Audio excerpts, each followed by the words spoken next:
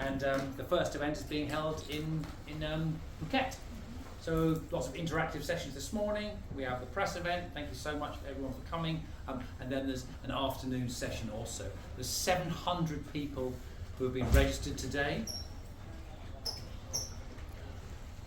Hi. No problem at all. Find yourself. So in keeping with the spirit of being, this is a slightly different press conference. So we're on beanbags today. However, we are going to start off by sharing some data with you. Are you okay over there? Getting comfortable? That's good stuff. I'm going to welcome Viona Zhang, from Deputy Managing Director of C9 Hotelworks, just to go through some information and data on the wellness economy, and then we're going to have an interactive session. Thank you, Viona. Thank you, David. Hi, everyone. Thank you so much for coming to Phuket and spend time at being Thailand. It is one of the first B2B wellness-focused event. So, regarding about wellness, let's look at some numbers. In Thailand, in 2023, the latest data available, we have a market value of 1.4 trillion in Thai baht. That represents about 28% of increment from the year before. What's interesting here is that in 2022, tourism actually ranks on the second place. But in 2023, it ranks on the top, occupying 30% of the market share. Why is that? Interestingly, tourism trips expenditure has actually doubled in just 1 year, increasing from 200 billion Thai baht to 419 billion in Thai baht. So that's very interesting. When you look at wellness economy as a whole, it's not just about tourism. It's a lifestyle. It's into everybody's daily choice. What do you eat? Where do you exercise? To even what you wear. And Thailand have a lot to offer in terms of wellness tourism. And what we found screening through hotels in Thailand is that hotels are not just wellness hotel dedicated as before. So before we have hotel for yoga, hotel for meditation, but we have branded hotels adding up wellness element. So it's becoming a norm within the hotel industry. Looking at the top 5 segments in wellness economy, we have 13 million wellness trips have taken in 1 year in 2023. And that represent 94% represent the secondary trip. Only 6% right now is a primary trip, which means people coming to Thailand for a wellness trip. So within 1 year, 2022 to 2023, you actually see international trips, previous year 23%, jumped to 40%. And I do believe within time, there will be more primary trips taken just for wellness coming to Thailand. Some other interesting facts here. Nutrition, mostly are actually focused on food and beverages, 63%. We also have fitness. So as you can see, 52% of market value for the fitness market is actually going into what you wear and what the footwear as well. So we have done a big research to look at what Thailand has to offer in terms of hotels. We researched about 60 hotels which categorize themselves as wellness hotels. And what we found that 63% of hotels actually acquire 10,000 Thai baht per night. Now what does that mean? It means wellness have that premium, right? We have some great brands from Thailand here, Chivasong, Como, Vicasa, Kamalaya, Six Senses, and Biotree. So Thailand has a lot to offer as a wellness destination. For the concentration of wellness hotels, majority of them are focusing on the South, Phang Nga, Phuket, Greater Phuket, have 45%. We also have Koh Samui, Koh Phangan, very spiritual places. In the north, very spiritual destination as well for meditation centers. Chiang Mai, Pai, with mountains. And in Greater Phuket, in Greater Bangkok, we also have Khao Yai, Kanchanaburi, Saraburi as a wellness destination. There are many temples, wellness getaway. What's interesting also in wellness economy is that wellness are not just about travel, but it's into wellness real estate. So just in Phuket, for example, you have Trivananda who have promoting their wellness living. You also have BDMS, Silver Wellness as well. So wellness, real estate is the next upcoming segment in our opinion. It has rise by 2 billion Thai baht in market value just in 1 year. So we all at Bain, what's the key takeaway? We really want to show know-how, show what's the market trend in wellness business collaborations. That's why we gather all market leading wellness business here to have that thought leadership and to see what is the trend of wellness. And together with all the businesses piled up, we want to build and promote Thailand as a leading wellness destination and push it even further on the global stage. Thank you so much. My panelists up now, please. So we're going to have a discussion about the latest wellness trends. We'll have a look historically a little bit too, but please, Dee McGuinness from Laos Live, Global Spa and Wellness Director Asia, Minor Hotels and Spa. Dee, please, round of applause. Thank you very much for being here. Dr. Thiti, the Assistant Hospital Director, Bangkok Hospital, please.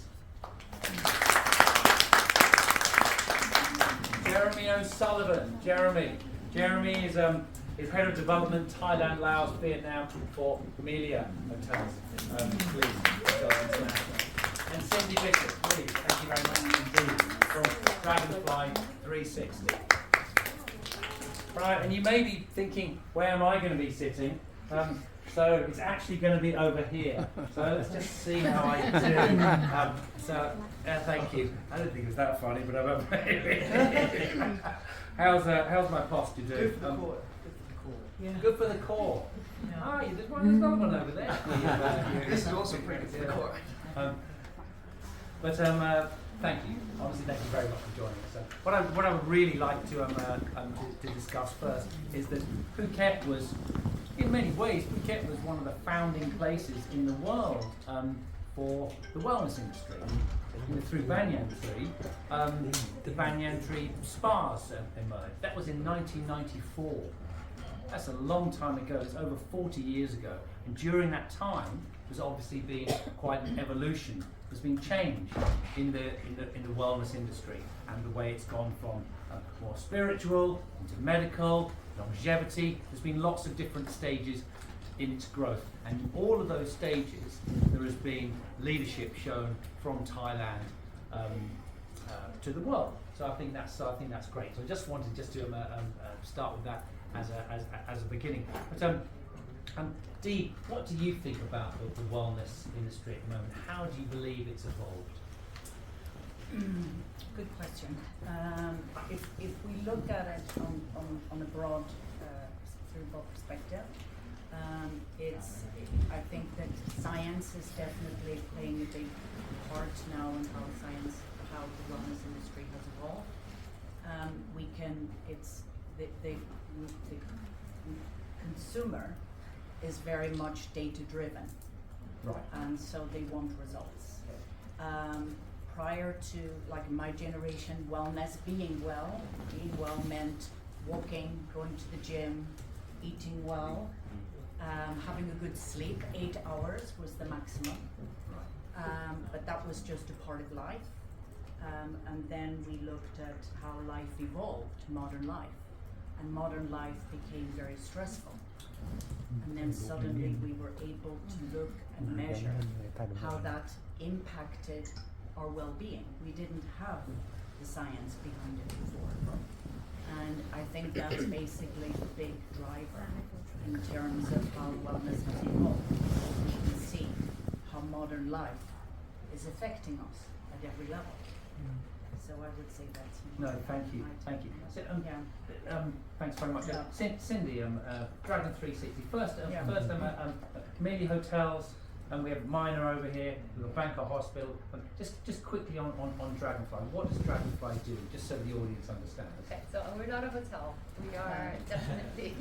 I would say we're a movement / platform. So what we have organized is we're calling it Asia's largest transformational summit. So we did the big one in Bangkok last year, and we're doing one in Bangkok this year, where we're bringing the concepts of leadership and well-being together. Okay. So usually you'll have your business summits that's all about productivity, KPI, like just go, go, go.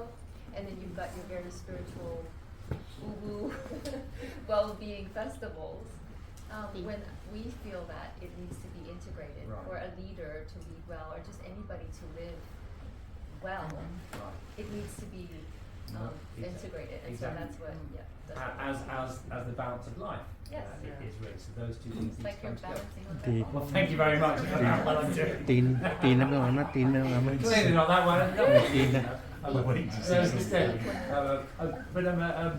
But Cindy, so how do you see? How have you seen the wellness industry evolve in terms of product, in terms of? So speaking from a consumer, Yes. I'd like to echo Dee in that, you know, wellness just a few years ago was considered a reward for working well, right? Like you get to go on vacation, you get to go to the spa.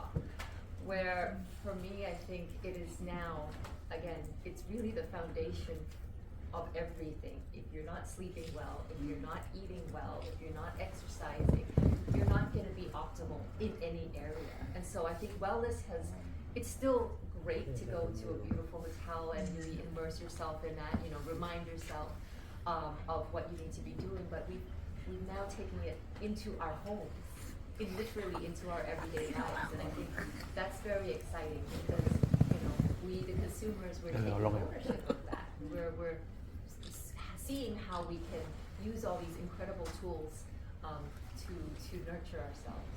Yeah. No, right, that's great. Do you want to just give a snapshot Sure. of that in time? ก็ขออนุญาตพูดภาษาไทยนะคะก็จริงๆแล้วถามว่าเทรนด์ของ wellness จากเมื่อก่อนจนปัจจุบันตอนนี้มีการเปลี่ยนเป็นอย่างไรเปลี่ยนแปลงอย่างไรนะคะก็ในอดีตอาจจะเป็นเรื่องแค่แบบได้ไปเข้าสปาได้ไปนวดตัวสบายๆแต่จริงๆแล้ว wellness ตอนนี้มันเป็นอะไรที่เป็นพื้นฐานของการดำรงชีวิตได้ดีมากคือไม่ว่าจะเป็นเรื่องของinnovation เรื่องของวิทยาศาสตร์ต่างๆเนี่ยมันสามารถที่จะเข้ามามีบทบาทในชีวิตของเรานะคะซึ่งซินดี้คิดว่าตรงนี้แหละประเทศไทยอยู่ในposition ที่ดีมากๆเพราะว่าเรามีเรื่องของการบริการเรามีเรื่องของสถานที่ที่สวยงามแล้วเราก็ยังมีเรื่องของ support ของทุกคนที่อยู่ในindustry นี้ก็คิดว่าน่าตื่นเต้นมากๆค่ะว่าตอนนี้ wellness มันอาจจะไม่ได้เป็นแค่อยู่ในโรงพยาบาลหรืออยู่ในโรงแรมแต่นี่คือสิ่งที่เราทุกคนจับต้องได้ค่ะ Thank you. Thank you. Jeremy, so where does that leave the spa? So from a hospitality point of view, from a hotel point of view, spa has always, for years, for decades, it's been essential to have a spa. So what's happened to the spa? Yeah, spas absolutely are, absolutely intrinsic to the guest's experience, and it is an expectation for guests when they go to certain types of hotels, to have the facilities available to them, to receive the care, to receive the time and the attention from the spa teams. What's really changed, and I think will continue to evolve, is the intention with which the guest is visiting the spa. If you look at our spa menus, actually the list of services is continuing to become more specific and answering a much more focused need from the guest. And this is because the guests are more informed.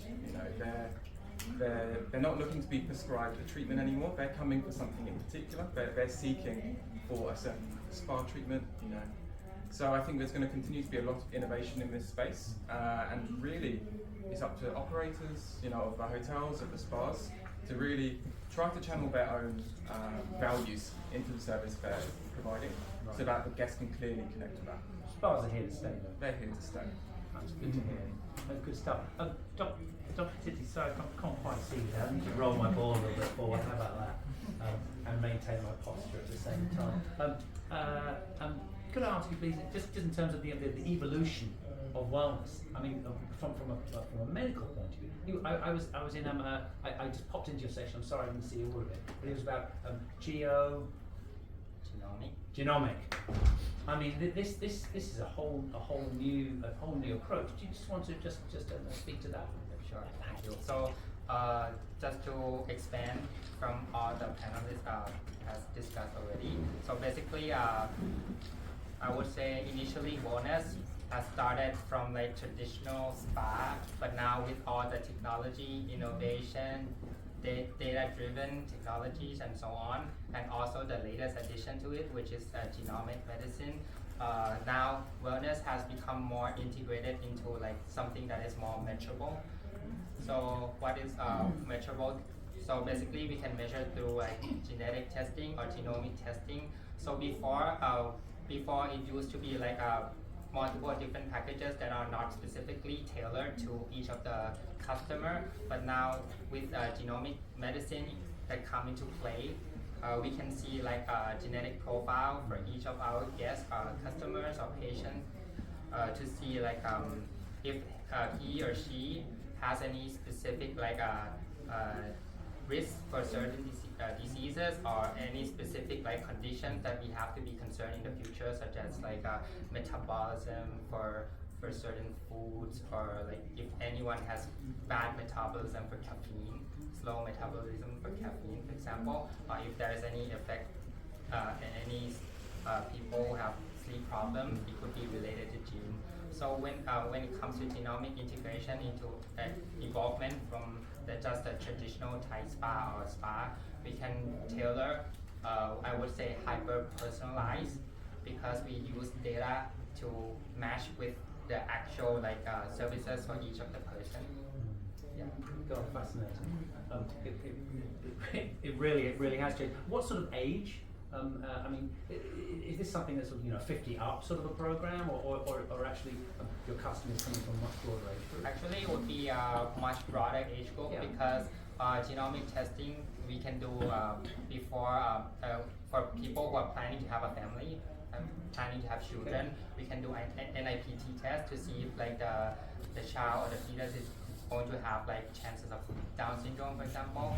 Or once the baby is born, if the parents are interested to see if like the kids would have like any specific talents, we can also test through genomic testing. Really? And even for wellness, like Kun Cindy mentioned, for sleep, for like we can also see if any of the guests has any propensity of having bad sleep. Some people may have like genes for like morning, as a morning person, and some people might have genes as like a night owl. For example, you can identify through genes. So from that is also wellness. And for disease part, for sickness part, we can determine if you have a risk of having cancer before it actually come into like. There's more light-hearted and there's a lot more serious. Are you more serious? Are you a morning or an evening person? Both. Yeah, okay, all right. So you know, So you sleep all day. I would be up early as well. So. Yeah, it's interesting. But from the holistic side, then we would say that 70% of longevity, lifespan, health span, is related to lifestyle, and 30% genetics. Yes. And then what we do when we put the right health measures in place, we can slow down the genetic disposition for an illness to manifest with the right protocols in place. So it's incredible, because we all have cancer cells. Yeah, we all have So it's how they're activated. So that's is the thing. that's what we call epigenetic. Epigenetics. So we have the gene, and everything else aside from the gene is the environment, the stress factors, the pollution, the sleep deprivation. These are called epigenetic. It's fascinating, and I'm going to get Yeah. back to your point in just a moment. Would you mind Yeah. just commenting on summarising a couple of those points in Thai, please? ครับก็ในส่วนของตลาดเวลเนสนะครับจริงๆแล้วมันก็มีการพัฒนาตอนแรกเราอาจจะคุ้นเคยว่าแบบเวลเนสมันเป็นเกี่ยวกับการนวดการไปทำสปาออยล์มัสซาจต่างๆใช่ไหมครับแต่จริงๆในยุคสมัยนี้มันจะเป็นในส่วนของ data driven คือconsumer หรือว่าผู้ใช้บริการนะครับตอนนี้เขาก็หันมามองนะครับว่าเราอยากได้ผลลัพธ์จากบริการที่เราไปใช้นะครับฉะนั้นตอนนี้คือมันจะมีคำว่า hyper personalization ที่เป็นเทอมใหม่ยิ่งมันก็จะยิ่งกว่าคำว่า personalization เพราะว่า personalization ก็คือเป็นแบบเรา personalize ตาม persona ของแต่ละท่านใช่ไหมครับที่มาใช้บริการแต่ว่าคำว่า hyper personalization คือเราดูไปถึงข้อมูลลูกค้าหรือคนไข้หรือว่าข้อมูลระดับยีนหรือจีโนมเลยครับซึ่งอันนี้มันจะสามารถเทเลอร์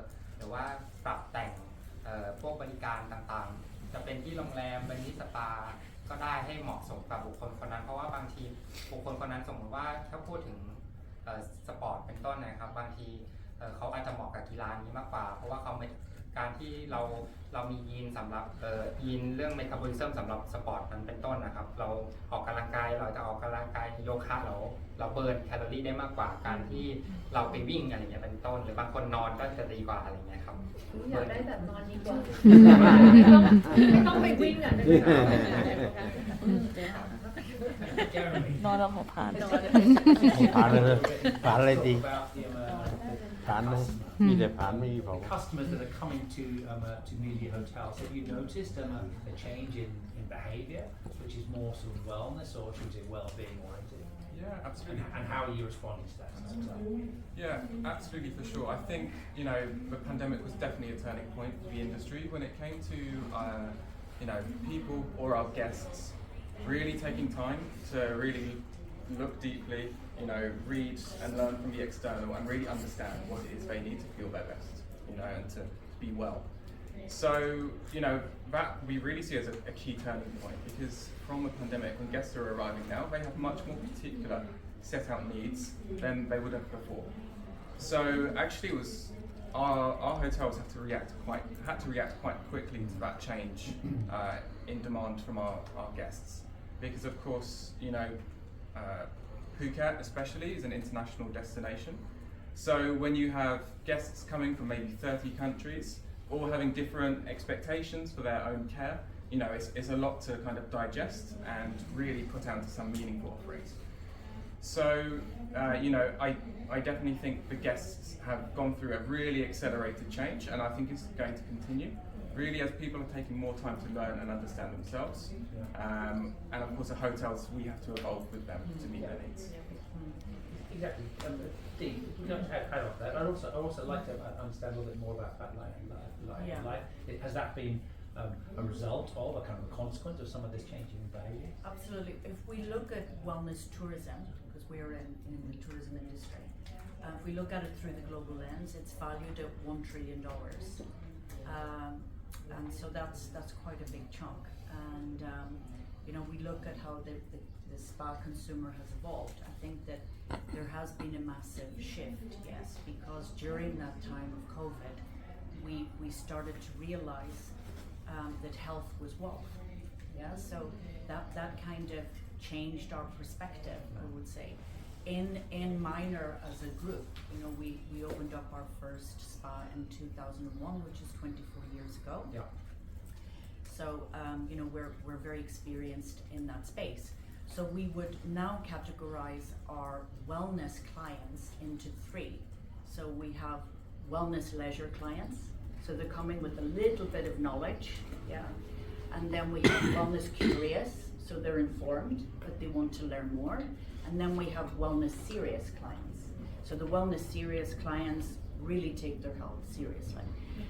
So in order to meet those 3 different consumer groups, we created new wellness concepts last year, one of which is Line Life, which is based here in Phuket. Yeah.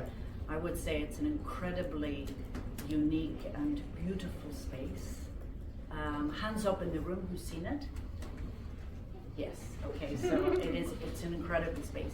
So it was basically built incorporating wellness architecture and design.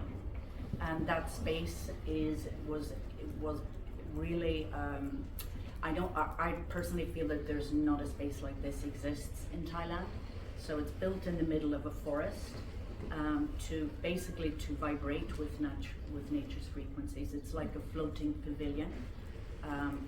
So it incorporates all the elements, nature, water, light, and so all of this really lends to enhance the experience of the person coming through the door. It's a very, very healing space.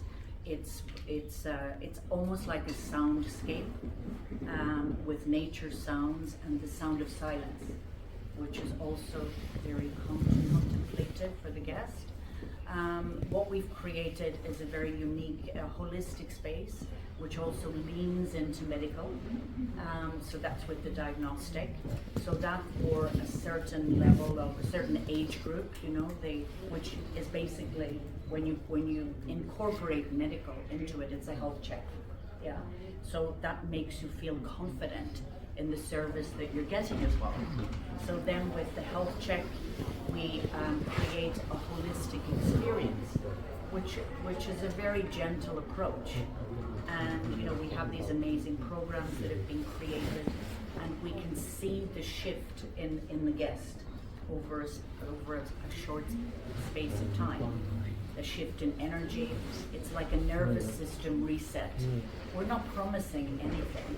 It's a very gentle, holistic approach to wellness, if you will. But there's a real purpose, though, isn't there? Absolutely. And guests come with a purpose. I mean, look, the guest in the wellness guest, there are different demographics and age groups behave very differently. The Gen Z, the millennial, will come with their data anyway. Like all of us here, we work with a smartphone, right?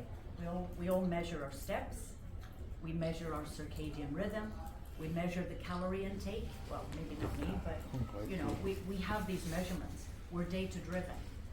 So we're spending money. We want to have an outcome. So we want to have results. Some demographics want faster results. In relation to pain management, I would say the biggest driver is pain. And we're learning as a wellness community how pain can affect and expresses ourselves in our body through inflammaging, through how we absorb food and nutrients, how we sleep, how it affects mental health. So we have identified those pillars, and we've created a very holistic experience to almost gently help people to go on a journey of metamorphosis, transformation. But it's incredibly gentle. And wellness is really about education. We're educating the consumer at every touch point of the journey in a very, very gentle way. Thank you.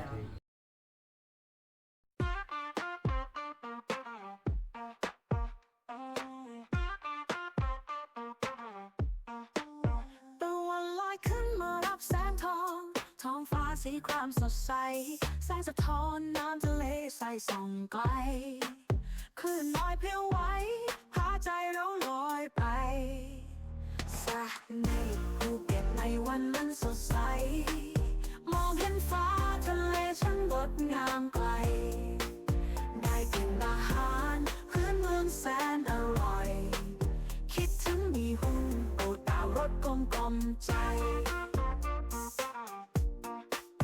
เที่ยววัดพระทองศักดิ์สิทธิ์ต้องไปไหว้หลวงพ่อแชมป์ขอพร